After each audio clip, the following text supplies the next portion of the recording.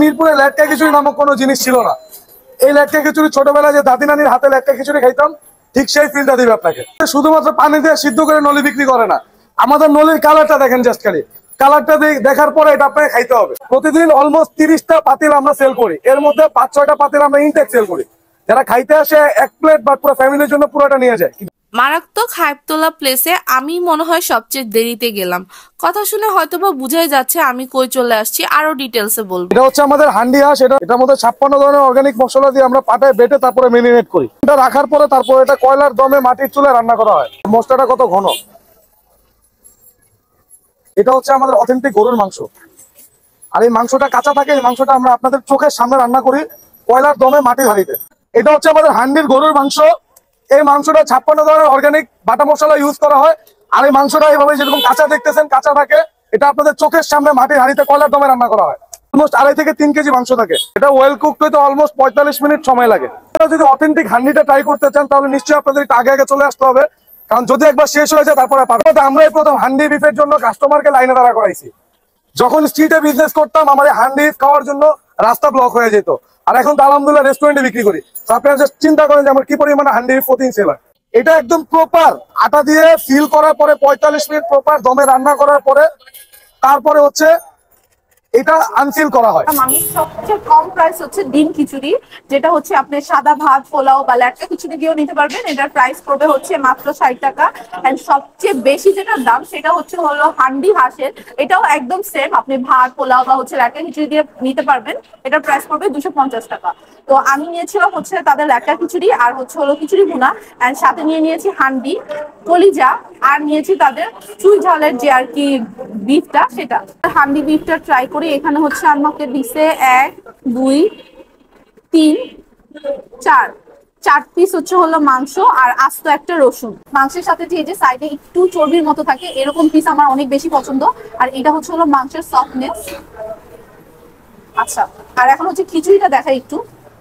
ভুনা খিচুড়ি যেহেতু বলছে, একদম ভুনা খিচুড়ির মতোই অনেক বেশি ঝরঝরে। আর সাথে হচ্ছে তাদের 56 পদের মশলা দিয়ে হান্ডি বিফ হয়। তো এটা একটু নেই, সব মিক্স করে ট্রাই করি। এন্ড আমার রসুন, এটা হলো মোস্ট স্যাটিসফাইং জিনিস। এবার ট্রাই করবো ল্যাটকা খিচুড়ি। আমার ভুনা খিচুড়ি একমাত্র বৃষ্টির দিনেই খুব বেশি ভালো লাগে খেতে। ল্যাটকা খিচুড়ি আমার সবসময়ের জন্যই পছন্দ। আর ল্যাটকা খিচুড়িটা কিন্তু এই টাইপের হতে হবে। এত বেশি এখানে সবজি ইউজ করা হয়েছে, ধনিয়া পাতাও দিয়েও অনেক সুন্দর একটা ডেকোরেশন করা হয়েছে। মশলা বলতে আমি বুঝাচ্ছি হলো যে গ্রেভিটা আর কি। গ্রেভিটা কিন্তু পাতলা না, একদম হেভি একটা গ্রেভি। ট্রাই করি।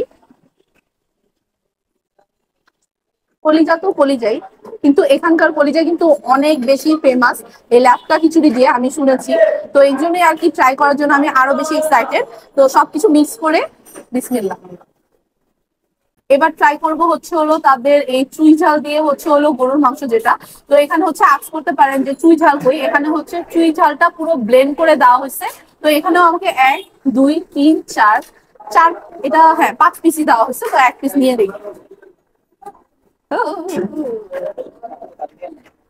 আচ্ছা, এই যে গ্রেভিনেসটা একটু দেখাই। ভাই রে ভাই, এখানেও মাংস অনেক বেশি সফট, ধরার সাথে সাথে খুলে যাচ্ছে। আমার মাংসের এই টাইপের সফটনেসটা অনেক বেশি ভালো লাগে। এটাও ট্রাই করি।